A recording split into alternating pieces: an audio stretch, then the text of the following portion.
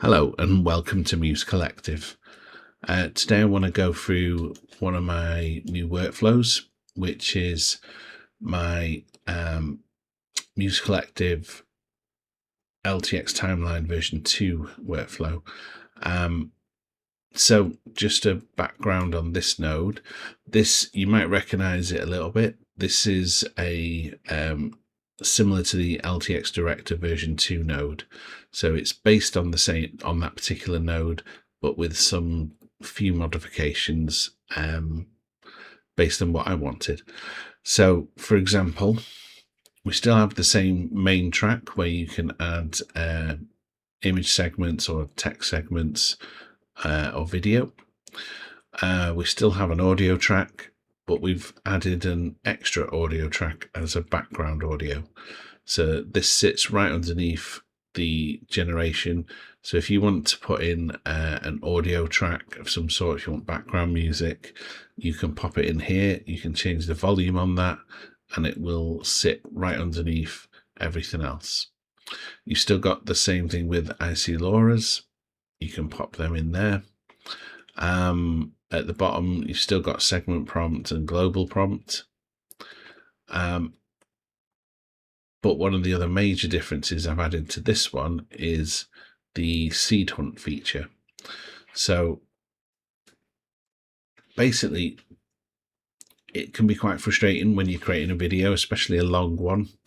It takes quite a long time to generate. Even on my 5090, it can still take a bit of time depending on the resolution I use and how long I want the video to be. So to save time a little bit, I've created a seed hunt workflow. So this particular setup has the two-stage sampler, so a first stage and then a second stage to upscale and refine. The seed hunt, the seed scout nodes work on the first stage. So it will generate 4 different versions of the stage 1 sampler using random seeds. The idea then is that it will generate those here. The idea then is you choose the better one. So if there might be anomalies in one of them, lip sync might not be working, might have extra hands, so you might drop an object and then morph back in again. And you should be able to pick that up on the seed scout. And then from there, once you've looked through the video, you can then go to the buttons here and choose which one to take forward. And what that'll do is it will get rid of the stage 1s for the 3 you didn't choose, and it will move the stage 1 that you did choose onto stage 2 for the refining process and upscaling. Just to run through the workflow, so it's pretty similar to most other ones. You've got your models subgraph here. I'm using the distilled model, and I've got a few LoRa's on top of that. So I've got the talking head LoRa, we've got the Galaxy Ace LoRa, which you'll need access to Civet AI for, but it's just more of like a realism LoRa. And then we've also got the crisp enhance as well, just to add that extra punch. If you're running on a lower VRAM card, you can go with the GGUF option.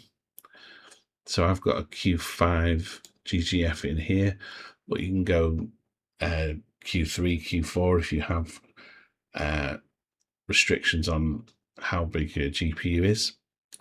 If you want to go the other way and you have got the GPU power to do this, you can use the full model, and then the distilled LoRa, which speeds that up a little bit, but we'll keep it to the distilled for now.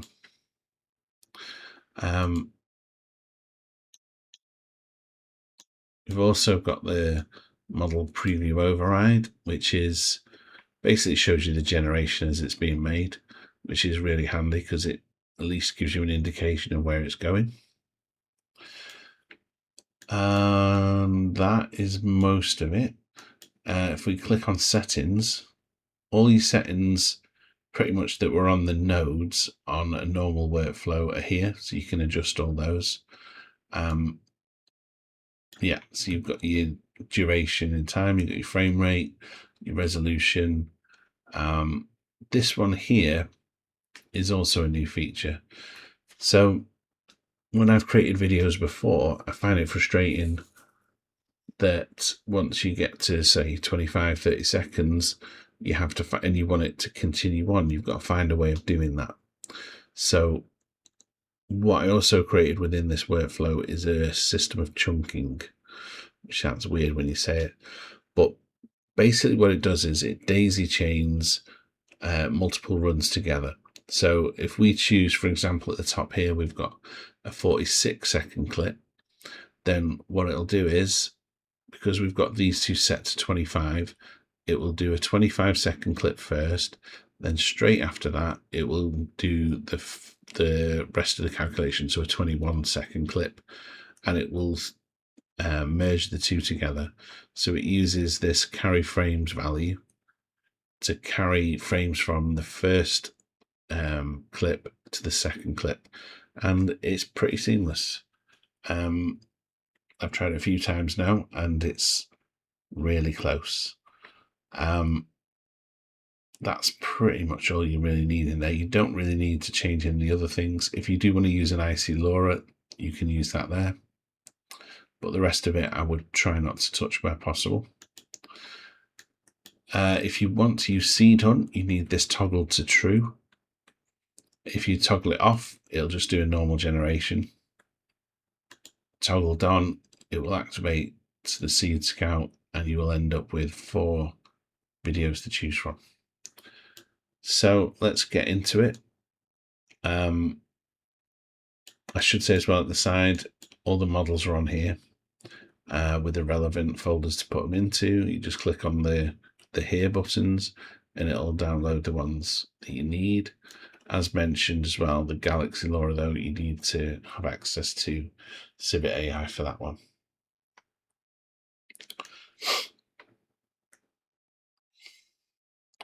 Right, let's run the workflow and see where we get to. So as I mentioned, we're chunking in 25-second clips. So the first stage sampler is going to do a 25-second clip first, and then we can judge which one of those to take forward.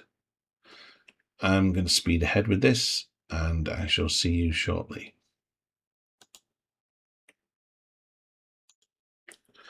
Okay, so we have our 4 seeds. So let's just sync them. And we'll see what's happening. But sometimes those are the places that end up being your favourite. I spotted this little town completely by accident, pulled over for a coffee, and honestly, I haven't wanted to leave since. Everything just moves at a different pace here. The streets are quiet, every building has its own character, and around every corner there's another little cafe or hidden square. It feels like the sort of wow. I wasn't actually expecting to stop today, but sometimes those are the places that end up being your favourite. I spotted this little town completely by accident, pulled over for a coffee, and honestly, I haven't wanted to leave since. Everything just moves at a different pace here. The streets are quiet, every building has its own character, and around every corner there's another little cafe or hidden square. It feels like the sort of wow. Okay, so we've got 4 different ones, and to be fair, then they're all pretty good. She does look at her watch, and I prompted that in, and I probably should have took it back out again. But that's fine. This is just a prompt thing. I can get rid of that. What I'm really looking for is the fingers and the hand gestures and stuff to see if there's one that stands out more than another. So we're not going to use number 1 because she walks out of frame at the end. Oops. I think I'm possibly going to go with 4. Pulled over for a coffee, and honestly, I haven't wanted to leave since. So, okay, so the next stage after this now is to generate the full clip. So we're going to go with number 4, which is the blue color, one of the blue colors. So on the top here, we can see we've got the different seeds. So if we hit that one, that'll correspond to this one. And if we hit run, it will run the second stage on this particular seed, and we should get a high quality output. You will find there might be slight differences, hopefully nothing too major, but obviously this is a stage 1 sampler, so the main detail in the upscaling does cause it to change slightly, but hopefully for the better. Generally the movement and everything else should stay consistent. So let's hit run and come back to this again once that's finished. Okay, so we're back and generation is finished somewhat. Now we're on to a batch color node. So this is another new node I've created. Originally it was the color match version 2 by Kijai, but I soon found out that that node tries to match all the frames at once, which when it's a long video, like this is a 46-second video, so there's a lot of frames involved, and that tended to either crash or severely slow down the generation. So this batch node does a pretty similar thing, except for rather than doing them all at once, it takes them in batches. So there's 4 batches of frames instead, and it's only going to do, I think I've got it set so it only does 1 at a time. So it does go a bit slower, but it means that it's not going to crash out. And it's going to feed both the full video combine, then it's going to go into the RTX video super resolution and into the upscaled video combine. So that should take another couple of minutes. Okay, so we're all finished and we have both videos. So we've got the normal resolution on the left and then the upscaled version on the right. If you're ever nearby, don't just drive through, stay for a coffee. You might end up loving it as much as I did. Wow. I wasn't actually expecting to stop today, but sometimes those are the places that end up being your favourite. I spotted this little town completely by accident, pulled over for a coffee, and honestly, I haven't wanted to leave since. Everything just moved. Yeah, I think that works pretty well. And if we put it on the preview, wow, 46 I wasn't seconds. actually expecting. So we've got the full 40-second clip. So if we look at 25 seconds, we should see where it merges. So 2, 1, it's gone. I didn't see anything. So I think the chunking and the overlap frames is quite successful. Back to the screen there again. Okay, so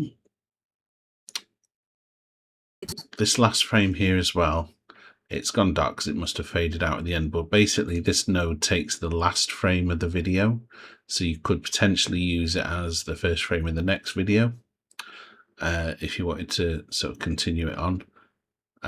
It might be worth making that batch index -2, -3, so it takes the third to last frame.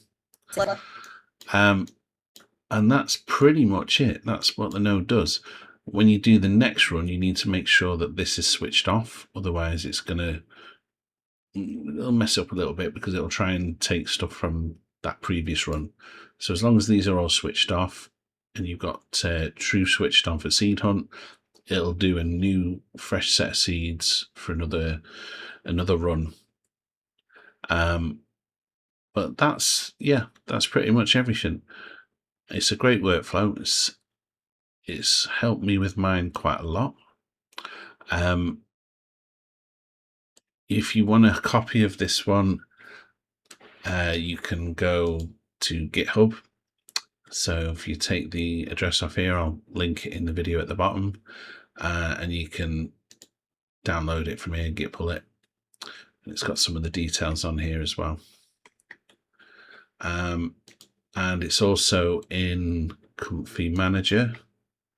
So if we go into Comfy Manager, custom nodes, if you just type in Muse it'll bring up some of the different ones. So where are we? There we go. Muse Collective LTX Timeline. So there's a version 1. And there we go. Muse Director V2 Seed Scout.